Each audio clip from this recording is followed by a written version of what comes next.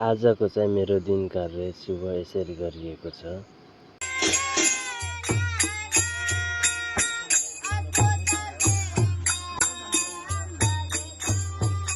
विधिगत रूपमा नृसिंहदेवको पूजाआजा कीर्तन हुँदैछ।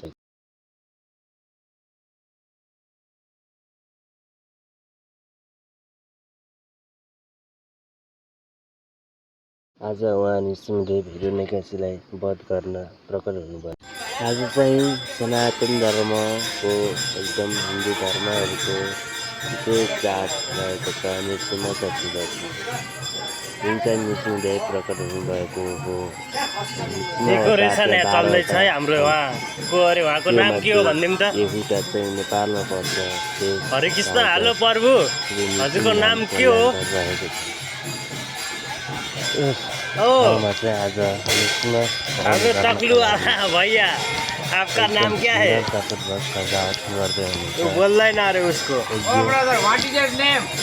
देख्न सक्छ हामीले। विदेशी हुनुहुँदो रहेछ होइन। अब सर्वयन्त्रैकरूपश्च सर्वयन्त्रविदारणः सर्वतन्त्रात्मको व्यक्तः वैशाखशुक्लभूतोत्तर शरणागतवत्सलः उदारकीर्ति पुण्यात्मा महात्मा क्षुन्द्रविक्रमः वेदत्रयप्रभूतिश्च भगवान् परमेश्वरः श्रीवत्सङ्कः श्रीनिवासो जगद्व्यापिजगन्मयः जगत्पालो जगन्नाथो महाकायो धीरूपवृत्ति परमात्मा परं ज्योति निर्दर्शन्यकेशरी परतत्त्वं परं धाम सच्चिदानन्दविग्रहः लक्ष्मीसिंह सर्वात्मा धीरप्रहलादः इति श्रीमन्नृसिंहस्य नाम्नामष्टोत्तरं शतम् संयम्य पठेत् भक्त्या सर्वः विष्णुमाप्नुयात्। अर्जुनकाय विद्महे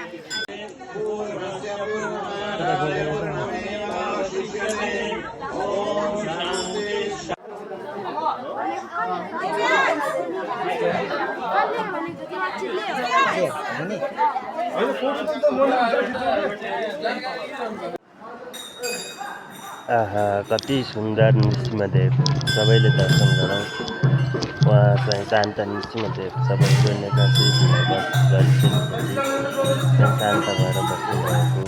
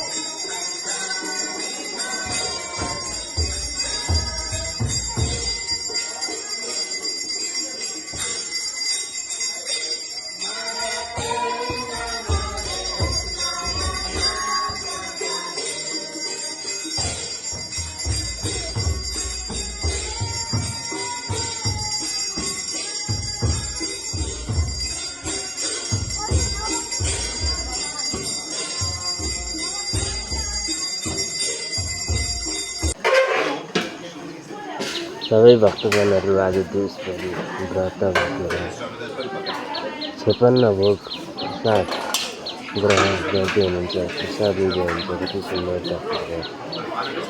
व्रत समाप्त गर्दै हुन्छ।